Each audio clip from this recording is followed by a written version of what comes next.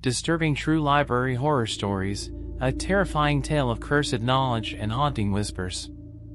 I've always been drawn to the world of books. The musty smell of old pages and the hushed atmosphere of libraries held a mysterious allure that I couldn't resist. So, when I heard about the library in the small town of Ravenwood, renowned for its collection of rare and unsettling texts, I knew I had to visit. Little did I know, that decision would lead me down a path of terror beyond my wildest nightmares. It was a chilly autumn afternoon when I arrived in Ravenwood. The library stood as a grand Gothic structure, its towering spires casting elongated shadows over the cobblestone streets.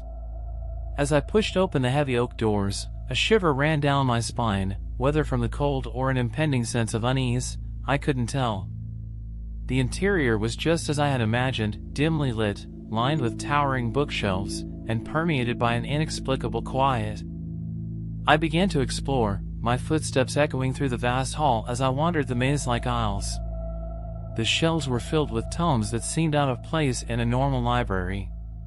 Books on dark rituals, ancient curses, and forbidden knowledge lined the shelves.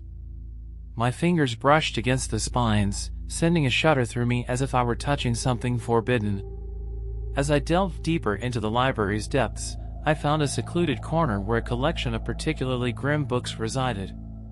Curiosity got the best of me, and I pulled out a leather-bound volume titled Whispers from the Beyond. The pages were yellowed with age, and the words were written in an archaic script that made my head ache just trying to decipher it. I had been reading for what felt like hours when I began to notice a faint whispering in the air. At first, I dismissed it as my imagination, a result of the eerie atmosphere. But the whispers grew louder, more distinct, as if a multitude of voices were converging on me. Panic surged through my veins, and I slammed the book shut, stumbling back from the table. The whispers persisted, weaving around me, their words unintelligible but laden with a sense of urgency. I fled from the corner, my heart racing, desperate to escape the suffocating grip of the library's spectral symphony. Yet, no matter where I went, the whispers followed, echoing through the aisles like a haunting chorus. In my frantic attempt to escape, I found myself in a dimly lit corridor that I hadn't seen before. The walls were adorned with faded paintings of shadowy figures, their eyes seeming to follow my every move. As I walked, a cold breeze swept through the corridor, extinguishing the candles that lined the walls. Darkness enveloped me, broken only by the feeble moonlight that filtered through small windows. And then, a voice, clear and unmistakable, called out from the darkness. "Help me!" I froze, my breath catching in my throat. The voice came from somewhere ahead, where the corridor took a sinister turn. My heart pounding, I hesitated before cautiously advancing. The corridor seemed to stretch endlessly, and the voice grew more desperate, aching with a haunting sorrow. With each step, the air grew colder, and the shadows seemed to dance with malicious intent. Finally, I reached the turn, and what awaited me there froze me in place. Before me stood a spectral figure, a woman in a tattered dress, her eyes hollow and mournful. "Help me," she repeated, her voice a mournful whisper. I wanted to flee, to escape the nightmare that had taken hold of me.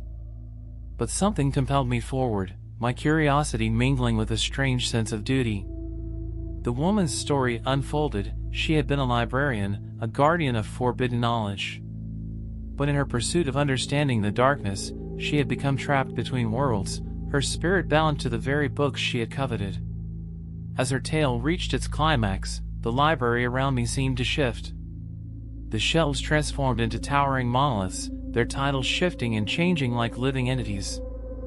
The air crackled with a malevolent energy, and I realized that the whispers, the shadows, and the voices were all manifestations of the tortured souls trapped within the cursed tomes. The woman implored me to free her, to release her from the pages that held her captive. With a trembling hand, I picked up a nearby book, its cover exuding a palpable darkness. The moment I opened it, a searing pain shot through me, and the woman's anguished cries echoed in my mind. In that instant, I understood the true horror of the library. It fed on the curiosity of souls like mine, trapping them in a cycle of torment and despair. I had to escape. With all the strength I could muster, I tore myself away from the book, from the woman's piercing gaze, and from the clutches of the cursed library. As I stumbled out into the night, the library's towering spires seemed to leer at me, a sinister promise of the horrors that lurked within. Now, whenever I close my eyes, I can still hear the whispers, feel the cold breath of the librarian's ghost on the back of my neck. The library's dark secrets continue to haunt me, a constant reminder that some knowledge is better left undiscovered, and that some horrors should never be unleashed.